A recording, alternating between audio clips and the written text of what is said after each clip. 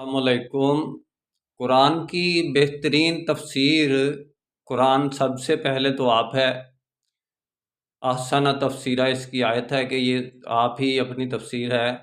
اس کے بعد سنت محمد رسول اللہ کی جو آپ نے قرآن کے اوپر عمل کر دکھایا وہ بھی قرآن کا حصہ بن چکی ہے، کیونکہ اسی قرآن کے اوپر عمل کر کے دکھایا، کسی اور بات پر اپنے پاس سے کوئی چیز نہیں، یعنی اس کتاب کے مطابق چلے۔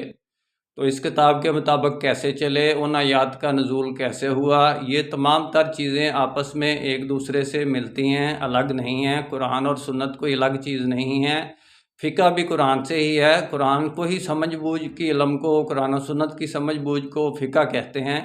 سنت آپ احادیث کی کتابیں پڑھ لیں، اس میں کتنی قرآن کی آیات کی تفسیر اس وقت کے دور کے مطابق آپ کو ملیں گی، کچھ یعنی کہ عبداللہ بن عباس سے بھی روایت کردہ، باقی صحابہ کرام سے کہ آپ صلی اللہ علیہ وسلم اس کے بارے میں کیا کہتے تھے، ان کا کیا مطلب ہے، صحابہ کرام کا کیا مطلب ہے، یہ اس آیت کا کیا معنی ہے، اصل میں یہ کس لیے استعمال ہوئی۔